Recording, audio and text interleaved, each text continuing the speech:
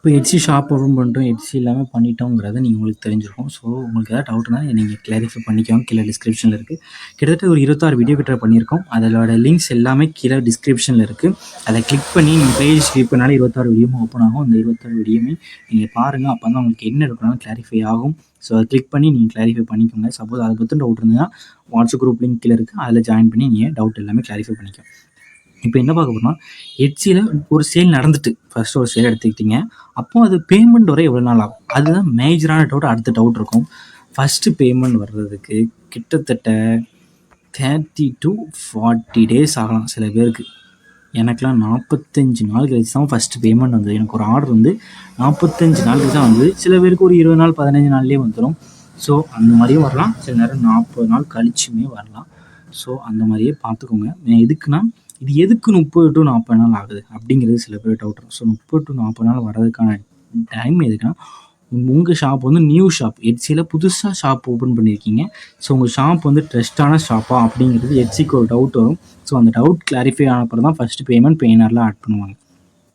இப்போ 30 to 40 நாளில் பேனாருக்கு add ஆயிரும். அதுலேருந்து ஒரு 1 டேக்குள்ளே பேனார்லேருந்து உங்கள் அக்கௌண்ட்டுக்கு டேரெக்டாகவே அமௌண்ட் ட்ரான்ஸ்ஃபர் ஆயிரும். இவ்வளோ தான், இவ்வளோ டேஸ் தான் ஆகும். ஸோ அடுத்து எட்சியில் இப்போ அடுத்து செகண்ட் பேமெண்ட், ஃபஸ்ட் பேமெண்ட்டுக்கு இவ்வளோ லேட் ஆகுது.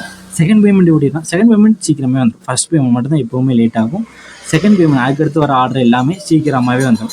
ஸோ அது எக்ஸாம்பிளுக்கு எப்படின்னு சொல்லணும்னா, இருந்தாக்கலாம் ஒன்ஸ் பெர் வீக், ஒரு மாதத்துக்கு ஒரு அட்டை டெபாசிட் பண்ணிடுவாங்க. உங்கள் அக்கௌண்ட் எவ்வளோ வேலட்டில் இருக்கோ அது உங்கள் அக்கௌண்ட்டுக்கு டேரெக்டாகவே சென்ட் ஆகிடும். பேனார் அக்கௌண்ட் சென்ட் ஆகிடும். ஒன்ஸ் பெர் வீக்னா இப்போ March 2 போட்டிருக்கு. இது நீங்கள் எப்படி பார்க்கலான்னா, இப்போ எட்சி ஷாப்புக்குள்ளே போனாலே இந்த வாரத்துக்கு எந்த தேதியில் பேமெண்ட் செட்டிங்னு ஒரு ஆப்ஷன் இருக்கும்.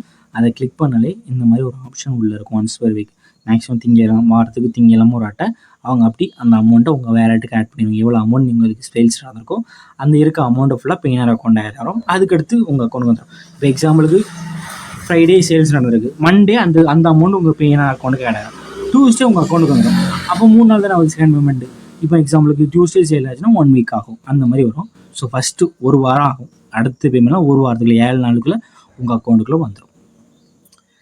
ரீஃபண்ட் வச்சுருந்தீங்க, ரீப்ளேஸ்மெண்ட் வச்சுருந்தீங்கன்னா அந்த அமௌண்ட்டை அவங்க எடுத்து கொடுத்துருவாங்க. ஸோ அதையும் செக் பண்ணிக்கோங்க. ரீப்ளேஸ்மெண்ட் நீங்கள் கொடுத்துருக்கீங்க, ரீஃபண்ட் கொடுப்பேன் அப்படின்னு நீங்கள் மென்ஷன் பண்ணியிருந்தீங்கன்னா அந்த அமௌண்ட் ரெடியூஸ் பண்ணுவாங்க அவங்க வேலட்டில் இருந்து. ஸோ அதை பார்த்துட்டு ரீப்ளேஸ்மெண்ட் ரீஃபண்ட் கொடுக்கணுமான்னு யோசிச்சுட்டு அதுக்கடுத்து இதை கொடுங்க.